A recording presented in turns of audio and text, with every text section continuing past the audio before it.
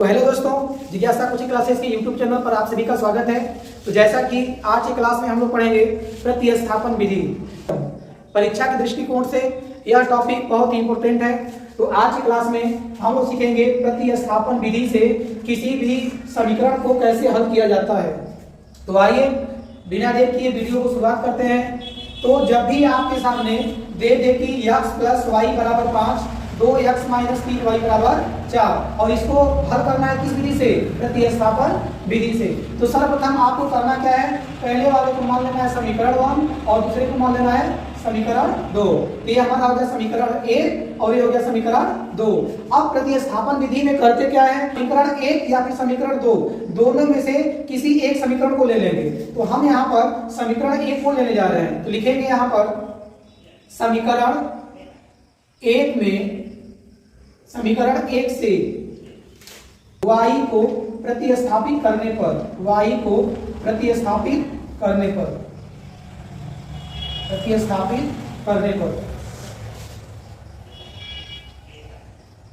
तो समीकरण 1 में जब y को प्रतिस्थापित करेंगे तो क्या मिलेगा, इसे लिख सकते हैं x बराबर ये हो गया 5 और ये क्या हो गया माइनस y। ठीक, 5 माइनस वाई, यहां से हमें किसका वैल्यू मिल गया, x का। अब हम क्या करेंगे, समीकरण 2 में x के वैल्यू को रख देंगे। जो हमारा x का वैल्यू प्राप्त हुआ है 5 माइनस वाई, इसको हमें कहां रखना है, समीकरण 2 में। तो लिखेंगे समीकरण 2 में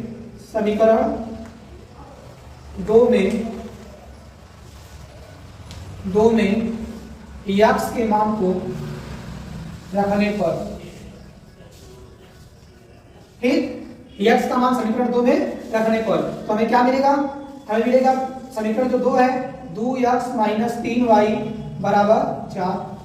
2x का मान कितना है 5 माइनस वाई, ये कितना हो गया माइनस 3y इक्वल टू 4। यहां से इसको सॉल्व करेंगे तो हमें क्या मिलेगा, इसका मल्टीप्लाई करेंगे 5 टू 10 माइनस 2y माइनस ये कितना हो गया 3y इक्वल टू कितना है 4 minus 5y equal to 4 minus ये कितना आ जाएगा 10।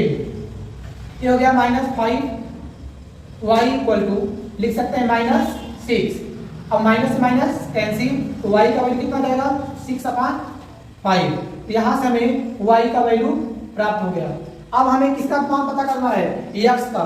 x का मान पता करने के लिए आप y के मान को चाहे समीकरण 1 में रखिए या फिर समीकरण 2 में। यहां लिख सकते हैं कि y का मान समीकरण 2 में रखने पर, किसी में भी रख सकते हैं।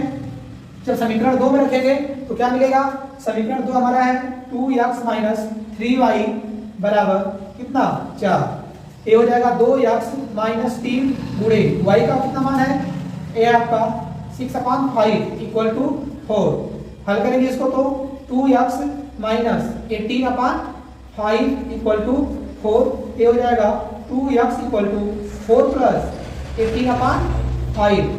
जब इसे सम करेंगे तो ये हो जाएगा 2x इक्वल टू 5 4 जा 20 प्लस 18/5। ये हो गया x इक्वल टू ऐड करेंगे तो 38/5। ये क्या है, मल्टीप्लाई है तो क्या हो जाएगा डिवाइड में, तो डिवाइड बाई 2। तो हो गया x इक्वल टू 38/5 टू जा 10। x का वैल्यू कितना जाएगा 38/10। तो अगला एग्जांपल देखते हैं। आप चाहें तो वीडियो को पॉज करके ट्राई कर सकते हैं। हम क्या किए थे, हमने बताया था कि प्रतिस्थापन विधि से किसी भी समीकरण को हल करने के लिए आपको सबसे पहले दो जो समीकरण दिया है दोनों में से किसी एक समीकरण से आप x या फिर y के मान को क्या करना है, प्रतिस्थापित कर देना है। तो हम पुनः ले रहे हैं समीकरण 1। तो लिखेंगे कि समीकरण 1 से y को, समीकरण 1 से y को प्रतिस्थापित करने पर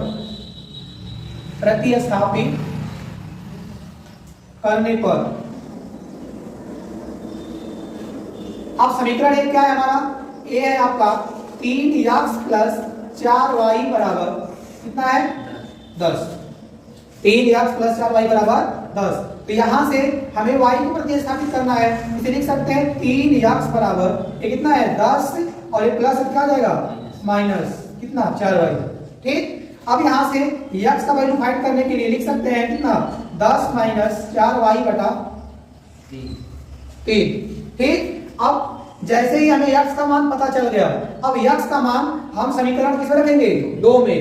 x का मान जब समीकरण 2 में रखेंगे तो हमें y का मान प्राप्त हो जाएगा। तो लिखेंगे कि x का मान समीकरण 2 में रखने पर, समीकरण 2 में रखने पर,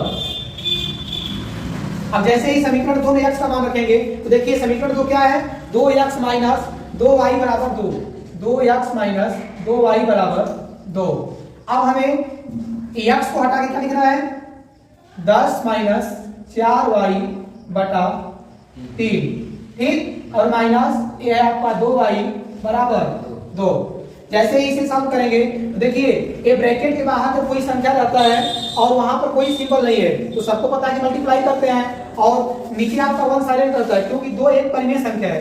जब इसका मल्टीप्लाई करेंगे तो एक बार ध्यान दीजिएगा, अंश का गुणा अंश में, हर का गुणा हर में, तो यहाँ से हो जाएगा 20 माइनस 4 दूनी 8y अब बटा 3 का 3, और ये माइनस 2y बराबर कितना हो गया 2। ठीक, अब देखिए यहाँ पर ये क्या है साइलेंट है। अब पूरा ये हमारा फ्रैक्शन बन गया। हम क्या करेंगे सबसे पहले एलसीएम लेंगे, तो एलसीएम लेंगे कितना आएगा 3। अब 3 कम 3, और जितनी बार क्या है 3 कम 3, क्या करेंगे ऊपर मल्टीप्लाई कर देंगे तो 20 माइनस 8y। ठीक, यहाँ से हो जाएगा आपका। फिर देखिए माइनस, अब 1 से क्या करेंगे डिवाइड करेंगे तो ऊपर क्या है 3 बार भाग जाएगी, ऊपर दुत्ते ही 6। ठीक, बराबर कितना हो गया ये हमारा 2। अब हल करिए, देखिए यहाँ पर नीचे 1 क्या है साइलेंट है, तो आप चाहें तो इसका ट्रांसवर्सल मल्टीप्लाई कर सकते हैं, क्रिया गुणा कर सकते हैं। तो यहाँ पर 1 का मल्टीप्लाई इसमें करेंगे तो खुद यही संख्या मिलेगी। इसको लिख सकते हैं 20 माइनस कितना हो गया 8 से 14, अर्थात क्या लिख सकते हैं 14 14y। एक इक्वल टू किसके हो गया 6 के।